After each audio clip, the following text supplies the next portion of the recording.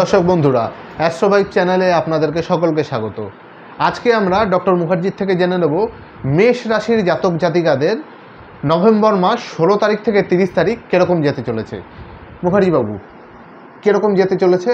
অর্থনৈতিক দিকটা দিয়ে আগে শুরু করুন, যে অর্থনৈতিক, কারণ অর্থটাই তো মেন আজকের দিনে, তো অর্থনৈতিক দিকটা কীরকম যেতে চলেছে? নমস্কার, আপনাদের সকলকে স্বাগত জানাই। আজকে মেষ রাশি শুরু করার আগে একটা কথা বলবো আপনাদের, যেটা হচ্ছে আমরা সবাই জানি জন্মালে মৃত্যু হবেই, জন্মিলে মরিতে হইবে, অমরকে কোথা পাবে। আরেকটা হচ্ছে কঠিন পরিশ্রমের কোনো বিকল্প নেই। আমাদের দেরি করে হলেও কিন্তু এই মেষ রাশির ক্ষেত্রে ফল পাওয়া যাবেই, মানে পাবেনই আপনারা। এবার আপনার অর্থের প্রসঙ্গে আসি। অর্থর দিক দিয়ে দেখা যাচ্ছে মেষ রাশি যে সঞ্চয়ের দিকে আঘাত পড়েছিল, টাকা বেরিয়ে যাচ্ছিল, সঞ্চয় হচ্ছিল না, অর্থর দিকটা ম্যাচিওর করছিল না, সেই জায়গা থেকে কিন্তু এক কথায় মেষ রাশি যথেষ্ট ভালো সময় আসছে। দ্বিতীয় ঘরে আমরা এমনিতে জানি যে মেষ রাশির নবমপতি হচ্ছে ভাগ্যপতি বৃহস্পতি। সেই নবমপতি দ্বিতীয় ঘরে আছে বৃহস্পতি বকরি হিসেবে। বকরি বৃহস্পতি আমি আগেই বলেছি, কোনো চিন্তার কিছু নেই। বকরি মানে অসুস্থ হয়ে যাওয়া, একটু স্লো হবে, কিন্তু একেবারে যে 90 ডিগ্রি অপোজিট হবে বা 180 ডিগ্রি অপোজিট হবে সেটা নয়। অর্থের দিক দিয়ে মেষ রাশি 16 থেকে 30 নভেম্বর যথেষ্ট ভালো হবে। আচ্ছা, শরীর স্বাস্থ্য কীরকম? কারণ ওয়েদার চেঞ্জ অলরেডি হচ্ছে এই সময়, তো ও শরীর স্বাস্থ্য কীরকম যেতে পারে এই জাতক জাতিকাদের? হ্যাঁ, শরীর স্বাস্থ্যের দিক দিয়ে মেষ রাশি যেটা দেখা যাচ্ছে, ঠান্ডা লাগা দাঁত, বুকে সর্দি বসবে, আর সেই কারণে একটু সাবধান থাকতে হবে। সাবধানের মানে একটা কথাই আছে। এছাড়াও একটা জিনিস আমি আপনার যখন অর্থের দিকে ব্যাপারটা এলো, তখন আমি একটা জিনিস আপনাদের বলা হয়নি, আয় বাড়বে এবং বিদেশ যাত্রার যোগ আছে। লটারির দিক দিয়েও কিন্তু আপনারা খুব ভালো, লটারি শেয়ার এই দিক দিয়েও ভালো আয় হবে আপনাদের। এবার আমি বলি, যেটা আপনি বলছেন যে কি প্রশ্নটা কোন বিষয়ে করছিলেন? অর্থ, এই স্বাস্থ্যের দিকটা একটু সজাগ থাকতে হবে, অল্পতেই কিন্তু ডাক্তার দেখাতে হবে। এছাড়া বাড়ির উত্তর পূর্ব কোণটা ঠিক রাখতে হবে, কারণ ওটাই হচ্ছে আমাদের বৃহস্পতির কোণ, এবং যেহেতু বৃহস্পতি দ্বিতীয় স্থানে বকরি, আমরা অনেক সময় ভুলভাল ডিসিশন মেষ রাশির ক্ষেত্রে দেখা যাচ্ছে, ভুলভাল ডিসিশন এসে যাবে। কারণ যেহেতু রাহু আছে, যেহেতু রাহু আপনার দ্বাদশ জায়গায় বসে আছে, দ্বাদশ মানে ব্যয়। সুতরাং এই জায়গায় যদি নিজেরা একটা ভালো ডিসিশন নিয়ে নেন, তাহলে কিন্তু মেষ রাশির ক্ষেত্রে স্বাস্থ্য সম্পর্কে ভোগান্তিও হবে না, সুতরাং যথেষ্ট ভালো যাবে। বিদ্যার দিকটা কিরকম যেতে চলেছে? বিদ্যার ক্ষেত্রে যেটা দেখা যাচ্ছে, খুব ভালো। নতুন কলেজে ইন্টারভিউ দিতে গেলে বা অ্যাডমিশন নিতে গেলে খুব ভালো ফল দেবে। নতুন পড়াশোনার যোগ আসছে, বিদেশে যারা পড়াশোনা করতে চাইছেন তাদের পড়াশোনার যোগ ভালো। বাড়িতে যারা এমনি 7, 8, 9, 10 এইসব যারা পড়াশোনা করছেন সেদিক দিয়েও ভালো। কিন্তু একটা জিনিস দেখতে হবে যে আপনারা যেদিকে পড়ছেন, যে ঘরে পড়ছেন, সেই ঘরের বাস্তুটা একটু দেখে নেবেন, আর দক্ষিণ দিকে মুখ করে পড়বেন। দক্ষিণ দিকে মুখ করে পড়লে কিন্তু আপনারা ভালো হবে। দক্ষিণ বা উত্তর পূর্ব দিকে মুখ করে আপনারা পড়বেন, তাহলে মেষ রাশির বিদ্যার ক্ষেত্রে যথেষ্ট ভালো ফল পাওয়া যাবে।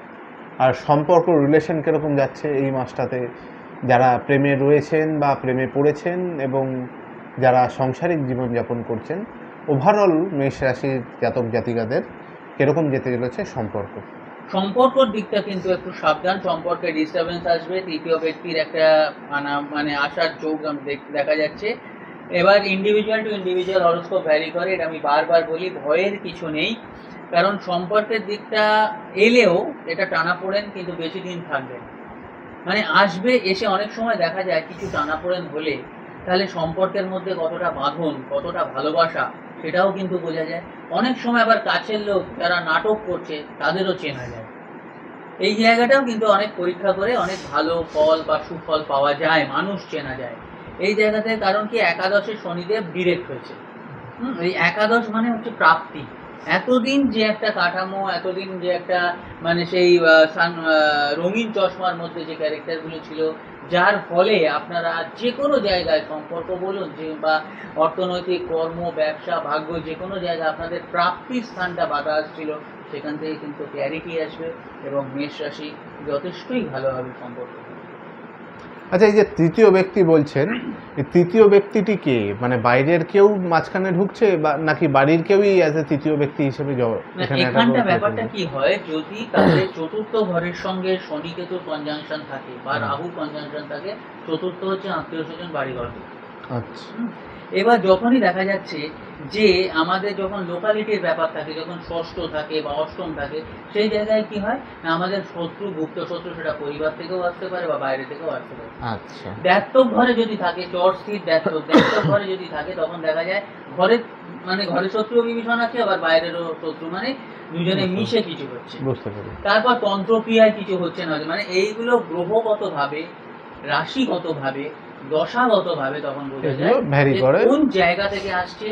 অনেক সময় বন্ধুর ক্ষেত্রেও আসছে, অনেক সময় বান্ধবীর ক্ষেত্রেও আসছে, মানে কোন জায়গা থেকে কিরম শত্রু আসবে এটা স্পেসিফিক করার জন্য ইন্ডিভিজুয়াল হরোস্কোপটা দেখিয়ে নেওয়া দরকার। এবং এই ক্ষেত্রে বলি, যাদের হরোস্কোপ নেই বা যাদের জন্ম তারিখ জন্ম সময় জানা নেই, তারাও যোগাযোগ করতে পারে।